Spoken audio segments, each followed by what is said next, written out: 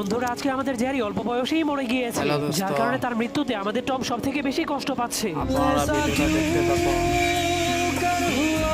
এজন্য টম জ্যারিকে কবর দেওয়ার জন্য একটা ম্যাচের বক্সকে কফিন বানিয়ে সেই কফিনের মধ্যে ঢুকিয়ে দেয়। তখন কান্না করতে করতে টমের অবস্থা অনেক খারাপ হয়ে গিয়েছিল। এরপর দুইটা ইঁদুর জ্যারিকে কবর দেওয়ার জন্য কবরস্থানে নিয়ে যায়। এরপর তারা জ্যারিকে কবর দেওয়ার জন্য একটা কবর খুঁড়তে শুরু করে। এই দোস্ত, ভিডিওটা দেখে যান। সেখানে জ্যারির সব বন্ধু এবং শত্রুগুলো তাকে শেষবারের মতো বিদায় দিতে এসেছিল। এমনকি জ্যারির গার্লফ্রেন্ডও তার জন্য কান্না শুরু করে দিয়েছে। অনেক মজার ভিডিও, আপনারা ধৈর্য আকারে ভিডিওটা দেখেন।